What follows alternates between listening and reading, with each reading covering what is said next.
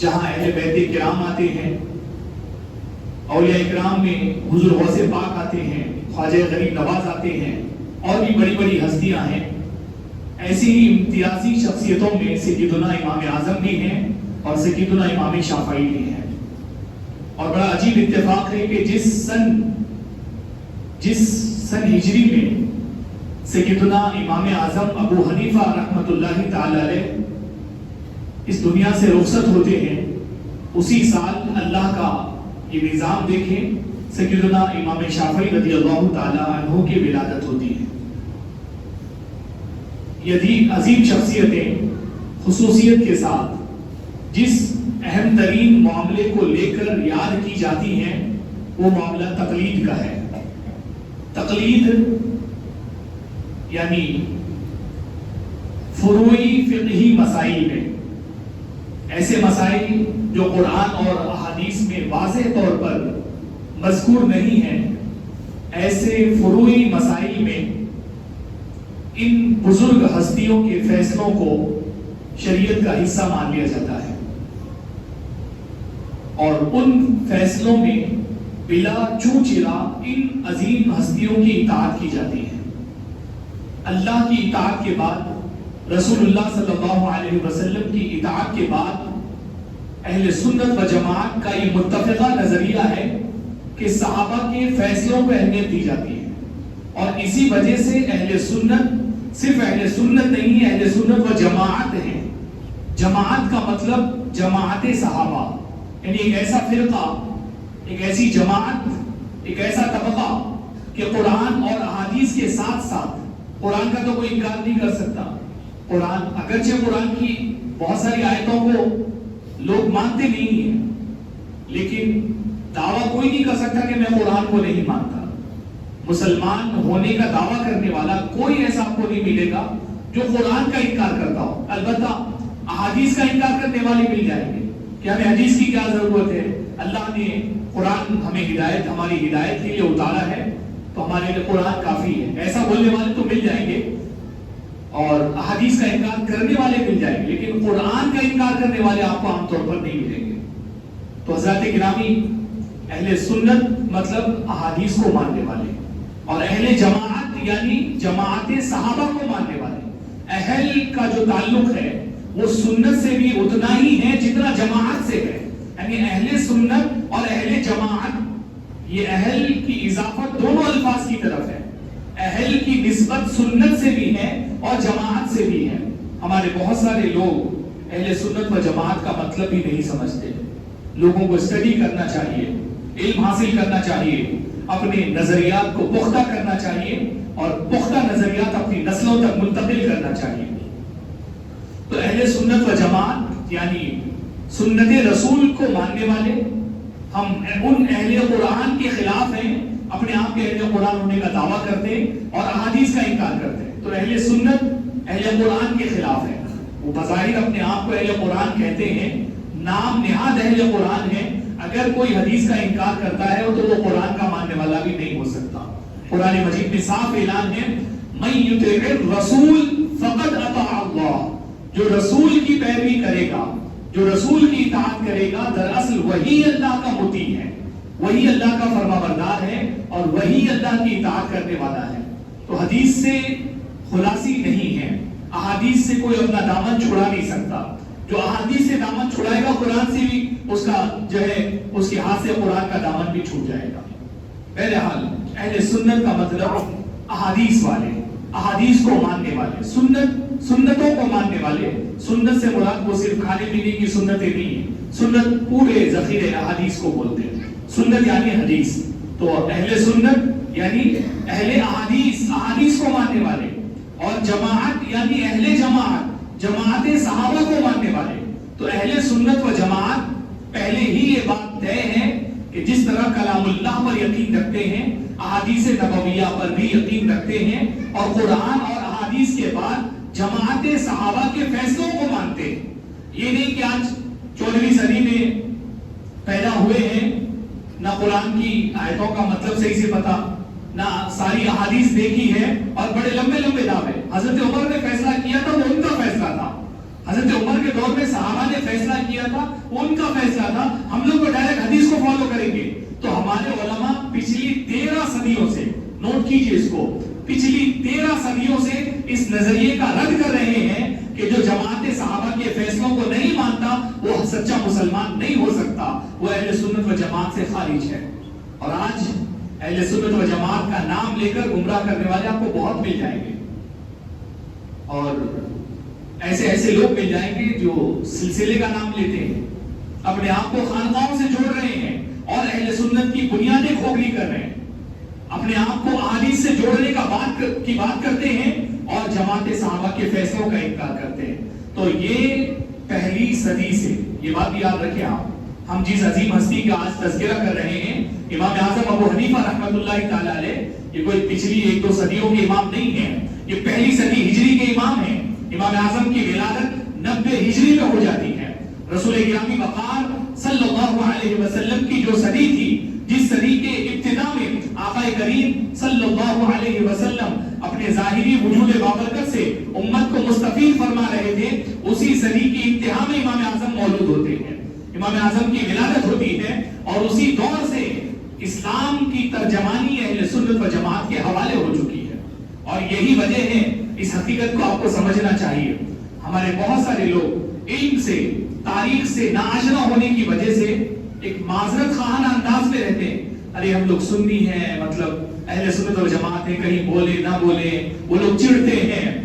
آج جتنے چڑھتے ہیں، جن کی چڑھنے کی بات ہوتی تھی، جب انہوں نے تاریخ کا مطالعہ شروع کیا، ان کو بھی سمجھ میں آ گیا کہ اہل سنت سے جوڑے بغیر اپنی بھی دال گلنے والی نہیں ہے. آج وہ سب، آپ گوگل کیجئے، یوٹیوب پر جو ہے تمام تر جو پروگرامز ہوئے ان کا جائزہ لیجئے، وہ لوگ کہ اہل سنت و جماعت سے ان کا لینا دینا کچھ نہیں ہے، نہ ان کے سر نہ پیر کچھ بھی جڑے ہوئے نہیں ہیں. آج وہ لوگ اپنے آپ کو اہل السنہ والجماعت کہہ رہے ہیں، اپنے پروگراموں کے بینر لگا رہے ہیں. کیونکہ جب تاریخ کا آپ مطالعہ کریں گے تو اگر کوئی اہل سنت و جماعت کا انکار کرتا ہے تو 13 صدیوں کے مسلمانوں کا انکار کرتا ہے، 13 صدیوں کے مسلمانوں کے نظریات کا انکار کرتا ہے. کیونکہ یہ پیدا ہی 150 سال پہلے ہوئے ہیں، تو ان کو تاریخ، پوری پچھلی تاریخ یاد رکھیں. جو بھی جن کو بھی غلط نظریات پڑھائے جائیں گے، غلط چیزیں ان کے دماغوں میں ٹھوسی جائیں گی، تو یہ جو غلط چیزیں دماغوں میں بھوسے کے طور پر بھری جاتی ہیں، ان کا زیادہ سے زیادہ ان کی زندگی 100 سال ہوتی ہے. 100 سال کے اندر نظریات انگڑائی لیتے ہیں. اس کے بعد جو نظریات کو ماننے والے ہوتے ہیں وہ کہیں نہ کہیں ریسرچ کرتے ہیں اور پھر نتائج تک پہنچنے کی کوشش کرتے ہیں. یہ جو پچھلے 150 سالوں میں 1850 کے بعد جتنے بھی پیدا کیے گئے ہیں انگریزوں، یہودیوں، صہیونیوں کی سازشوں سے، ابھی انہیں پیدا ہوئے 100 سے 150 سال ہوئے ہیں، اور ان کی نظریات نے انگڑائیاں لی. انہوں نے ریسرچ کیا، تحقیق کی، اور انہیں پتا چل گیا کہ اہل سنت و جماعت سے چھٹکارا نہیں ہے. آج یہ اپنے آپ کو اہل سنت سے جوڑ رہے ہیں، اور الحمدللہ ہم اپنی قسمت پر جتنا فخر کریں اتنا کم ہے کہ ہم ہر دور میں اہل سنت رہے ہیں. ہم ہی صحابہ ہیں، ہم ہی تابعین ہیں، ہم ہی تبع تابعین ہیں، ہم ہی اولیاء ہیں، اور انہی کی نسلوں سے اور انہی کے غلاموں میں سے ہم لوگ ہیں. یہ وہ ہیں جو پچھلے 150 سالوں سے پیدا ہوئے اور ابھی چند پچھلی 1-2 ڈیکیڈ سے اور 1-2 دہائیوں سے اپنے بینرز کے نام بدل رہے ہیں، اپنی تنظیموں کے نام بدل رہے ہیں اور اہل سنت و جماعت سے جوڑ رہے ہیں. تو ان کی نقلی اور جعلی، یہ بناوٹی اہل سنت و جماعت اور حقیقی اور اصلی اہل سنت و جماعت، ان دونوں میں آپ کو فرق سیکھنا ہوگا. اس کے لیے اہل سنت و جماعت کا مطلب ہمیشہ اپنے سامنے رکھنا ہے. اہل سنت احادیث والے، اہل جماعت جماعت صحابہ کو کا فیصلہ ماننے والے، جماعت صحابہ کو ماننے والے. اب آپ بتائیں، ذرا سوچیں، کوئی اپنے آپ کو جو ہے اہل سنت و جماعت کہتا ہے لیکن فاروق اعظم کا فیصلہ نہیں مانتا. فاروق اعظم نے فیصلہ کیا اور اس دور میں تمام صحابہ نے، تمام صحابیات نے فاروق اعظم کے فیصلے کو ایکسپٹ کیا، اور اس وقت سے لے کر صدیوں تک پوری دنیا اسلام میں اس پر عمل ہوتا رہا کہ خواتین کو مسجدوں میں آنے سے روکا گیا. اس لیے کہ اب فتنے کا دور شروع ہو چکا ہے، خرافات کا دور شروع ہو چکا ہے. خواتین کو مردوں کے ساتھ ملنے کے امکانات دیں گے، فتنے اور بڑھیں گے. مسئلہ یہ نہیں کہ صرف خواتین فتنہ پیدا کرتی ہیں، مسئلہ دونوں طرف سے ہوتا ہے، لیکن روکا جائے گا تو خواتین کو روکا جائے گا. حجاب اللہ نے ان کو ان کے لیے رکھا ہے، ستر اور پردے کا حکم ان کے لیے رکھا گیا ہے، مردوں سے کہیں زیادہ ان کی ضروری ہے. اس لیے فاروق اعظم نے دور صحابہ میں فیصلہ لیا. ام المومنین سیدتنا عائشہ صدیقہ رضی اللہ تعالی عنہا نے خواتین کے اعتراض کے باوجود سیدنا فاروق اعظم کے فیصلے پر مہر تصدیق لگائی اور اس کے بعد سے صدیوں تک پوری دنیا میں اسی پر عمل ہوتا رہا کہ خواتین مسجدوں سے دور رہی اور اپنے گھروں میں نماز پڑھتی رہی. لیکن آج پھر سے وہ فتنہ شروع کیا جا رہا ہے اور جب بات کی جاتی ہے یہ تو صحابہ کا فیصلہ تھا, فاروق اعظم کا فیصلہ تھا, تو وہ جو اپنے آپ کو حدیث سے جوڑ رہے ہیں, وہ جو اپنے آپ کو اہل سنت و جماعت سے جوڑ رہے ہیں, یہاں وہ کہنے لگ جاتے ہیں کہ وہ ان حضرات کا فیصلہ تھا. ہم تو ڈائریکٹ حدیث کو مانتے ہیں, ہم تو ڈائریکٹ قرآن کو مانتے ہیں. یہ ڈائریکٹ وائریکٹ کا کوئی مسئلہ ہی نہیں ہے. آپ اگر اپنے آپ کو پوری 14 صدیوں کے مسلمانوں سے جوڑنا چاہتے ہیں اور جوڑے رکھنا چاہتے ہیں تو آپ کو اہل سنت اور اہل جماعت دونوں کو ماننا ہوگا, اور نہ اس کے بغیر آپ کا 13 صدیوں سے پورا پتہ کٹ جائے گا. آپ کا کوئی تعلق نہیں ہوگا پچھلی 13 صدیوں سے. اور جس طرح وقت بہت کم ہے, اہم ترین باتیں آپ کی گوش گزار کرنے کی میں کوشش کروں گا.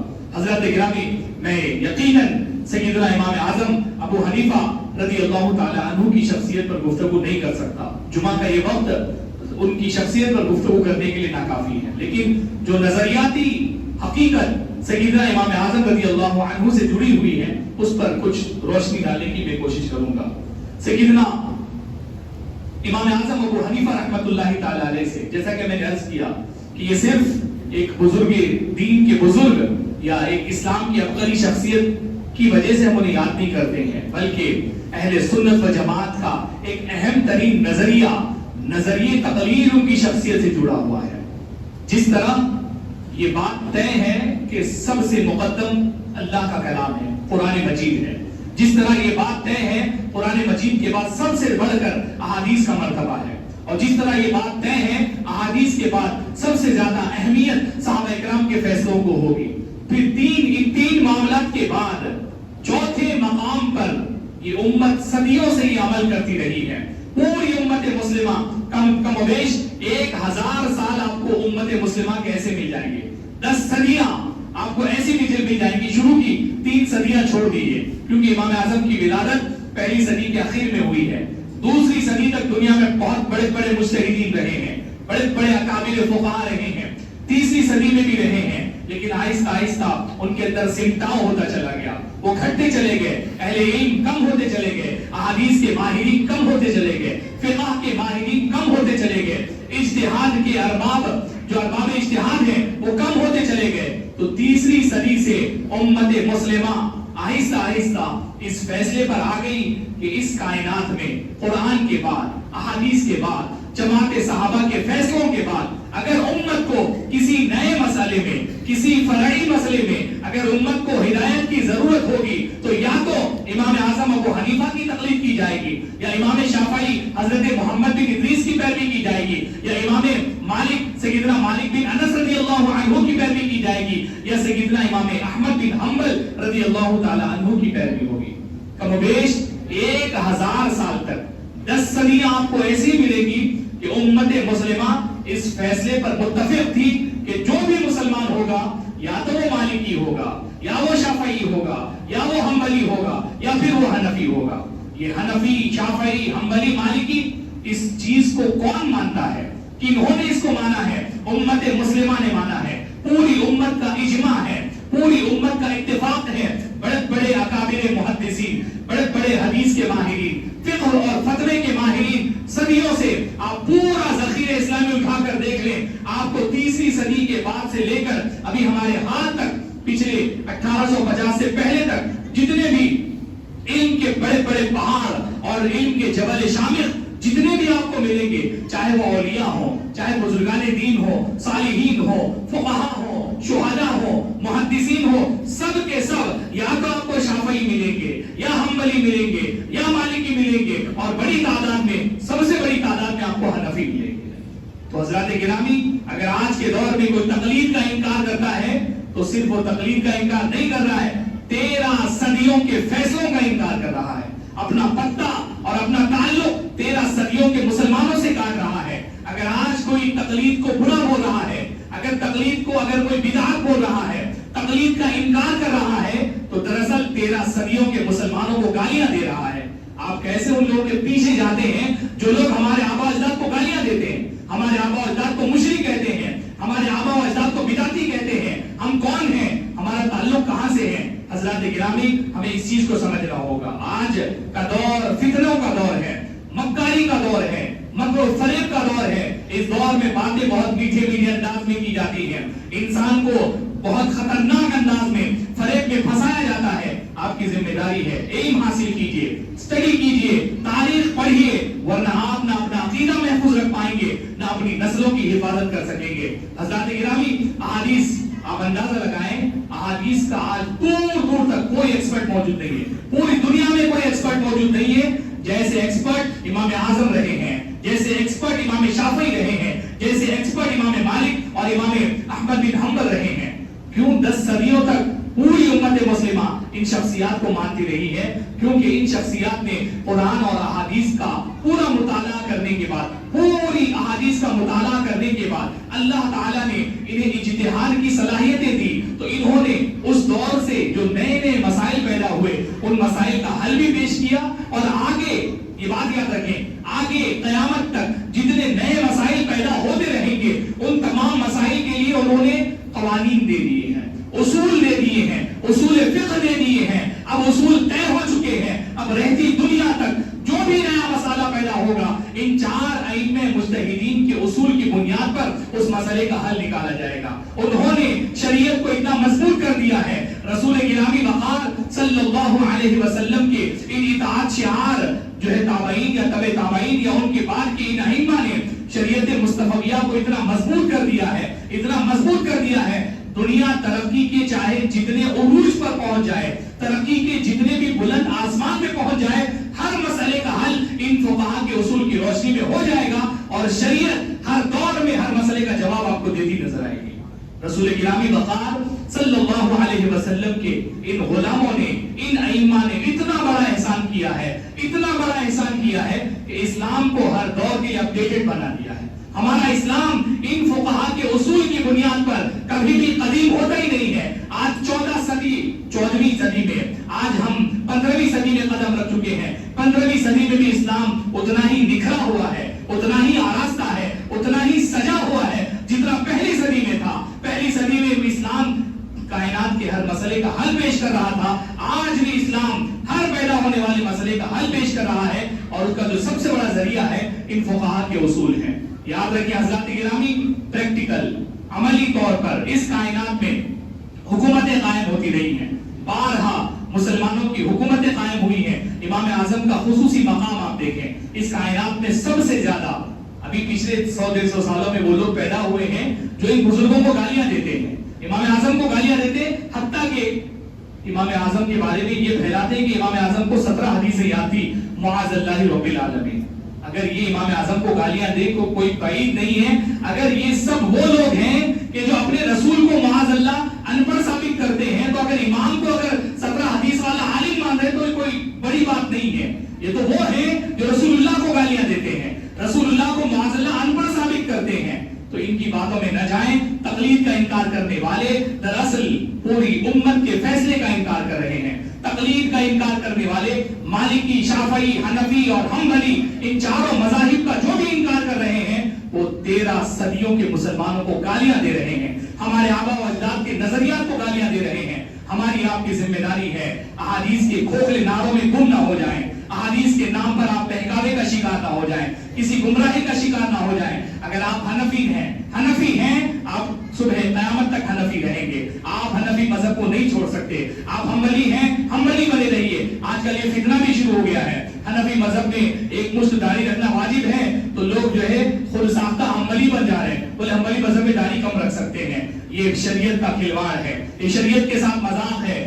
ہر وہ انسان جو حنفی، اپنے والدین اس کے حنفی رہے ہیں، وہ انسان بھی حنفی رہے گا۔ بدل سکتے ہیں، کب بدل سکتے ہیں؟ آپ جس مذہب میں جانا چاہتے ہیں اس مذہب کی بھی آپ ایکسپرٹ ہوں، اور جو مذہب آپ چھوڑ رہے ہیں اس مذہب کے ایکسپرٹ ہوں، دونوں مذہب کے دلائل آپ کے سامنے ہوں، اور ان دونوں مذاہب کے جو دلائل ہیں ان کو پڑھنے کے بعد آپ کو لگ یہ رہا ہے کہ دوسرے مذہب کی دلیلیں زیادہ بھاری ہیں، تب آپ اس مذہب میں جا سکتے ہیں۔ اس کے لیے آپ کو 2-4 نہیں سینکڑوں ہزاروں کتابیں پڑھنی پڑے گی، اس کے بعد جا کے آپ مذہب بدل سکتے ہیں۔ مذہب بدلنا جیسے کھلواڑ ہو گیا، آج کسی کرائے کے گھر میں ہیں، کل دوسرے کسی کرائے کے گھر میں چلے جا رہے ہیں۔ اس کھلواڑ سے بچیے، تقلید کی مخالفت کرنے والوں کے فطروں سے بھی بچیے، اور یہ جو مذہب بدل رہے ہیں، حنفی سے حنبلی ہو جا رہے ہیں، حنبلی سے شافعی ہو جا رہے ہیں، یہ بھی کھلواڑ ہے شریعت کے ساتھ، ان سے بھی چوکنا رہنے کی ضرورت ہے۔ حضرات گرامی، میں دعوت مطالعہ دوں گا، امام اعظم کو پڑھیں، آپ امام شافعی کو پڑھیں۔ آخری میں ان دو عظیم ہستیوں کے جو نظریات ہیں وہ آپ کے سامنے بس ایک نظریہ ان کا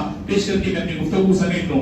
امام اعظم ابو حنیفہ رضی اللہ تعالیٰ عنہ سے پوچھا گیا، امام علامات اہل سنت کیا ہیں؟ اہل سنت کی علامات کیا ہیں؟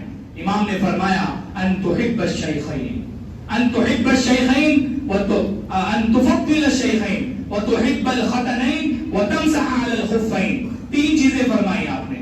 اس دور میں دراصل خفین کہتے ہیں موزے کو، موزہ جو چمڑے کا موزہ ہوتا ہے، یہ نہیں جو ساکس جو آج کل کپڑے کے پہنے جاتے ہیں، اس دور میں چمڑے کے موزے پہنے جاتے تھے۔ اس دور میں احادیث کا نام لے کر گمراہ کرنے والے ایسے لوگ پیدا ہو گئے تھے جو مسح موزے پر کرنے کے منکر تھے۔ وہ کہتے تھے کہ موزے پر مسح نہیں کر سکتے، جبکہ احادیث سے ثابت تھا۔ تو اس دور میں موزوں پر مسح کرنے کا فتنہ ابھرا ہوا تھا۔ تو امام اعظم سے جب پوچھا گیا کہ اہل سنت کی نشانیاں کیا ہیں، ہم کیسے پہچانیں کہ کون اہل سنت ہے؟ یہ تو پتا ہے کہ سچے مسلمان وہی ہیں جو اہل سنت و جماعت ہیں، لیکن فرق کیسے کریں؟ تو امام نے 3 نشانیاں بتائی۔ ان تفضل الشیخین، شیخین یعنی 2 شیخ، شیخ ابو بکر اور شیخ عمر، سیدنا ابو بکر اور سیدنا عمر، ان دونوں کی فضیلت کو مانیں، ان دونوں کو سب سے افضل جانے، پوری امت میں سب سے افضل سیدنا ابو بکر اور سیدنا عمر کو جانے۔ پھر وتحب الختنین، اور ختنین یعنی داماد، داماد کو ختن کہتے ہیں، ختن، دونوں دامادوں سے محبت کرے، عثمان غنی سے بھی محبت کرے، سیدنا مولا کائنات سے بھی محبت کرے۔ فرمایا فضیلت شیخین، دونوں سیدنا ابو بکر و عمر کو افضل جانے، وتحب الختنین، دونوں دامادوں سے بے انتہا محبت کرے، وتمسح علی الخفین، اور مسح علی الخفین کا قائل ہو، اور موزوں پر مسح کا قائل ہو۔ یہ علامت آج کے دور میں اہل سنت و جماعت کی علامت ہے۔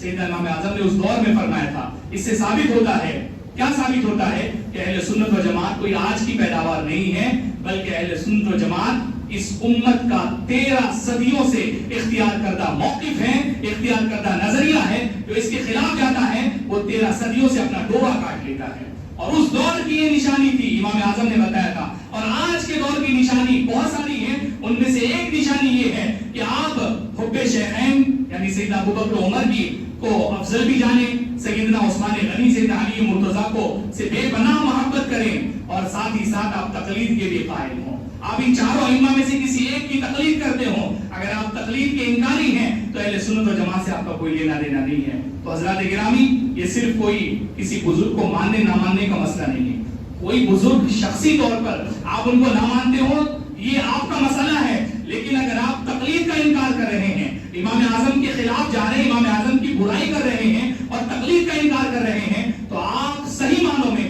نہ سچے مسلمان ہیں اور نہ اہل سنت و جماعت سے کوئی آپ کا لینا دینا ہے۔ ہمیں اور آپ سب کو چاہیے ان بزرگوں کی زندگیوں کو پڑھیں اور سچے اہل سنت و جماعت بنیں، اور جو آج نقلی اور جعلی سنی آپ کے سامنے آ رہے ہیں، کوئی سلسلے نقشبندیہ کا بہانہ لے کے آپ کے سامنے آ رہا ہے، وہ لوگ جو سلسلوں کو گالیاں دیتے تھے آج بھی وہ اپنے پروگراموں میں سلسلے کے بینر لگا رہے ہیں۔ وہ لوگ جو کبھی بھی اہل سنت و جماعت سے اپنا تعلق نہیں بتاتے تھے، آج انہوں نے اپنی مسجدوں پر اہل سنت و جماعت لکھنا شروع کر دیا ہے، کیونکہ انہوں نے تاریخ پڑھ لی ہے۔ اگر اہل سنت سے اپنے آپ کو نہیں جوڑیں گے تو پھر ہمارا تعلق خالی پچھلے 150 سالوں سے ہوگا جب سے ہم پیدا ہوئے ہیں۔ اگر ہم کو قدیم میں، زمانے قدیم میں ہمارا تعلق بتانا ہوگا تو پھر اہل سنت و جماعت سے جوڑنا ہوگا۔ یہ بات انہیں سمجھ میں آ گئی، اللہ کا فضل و کرم ہوگا اگر آپ کو یہ سمجھ میں آ جائے۔ آپ اپنی قسمت پر فخر کریں، تاریخ پڑھیں اور علم حاصل کریں، علماء سے وابستہ ہوں، کتابوں سے جوڑیں، تاکہ آپ اپنے نظریات کی حفاظت کر سکیں،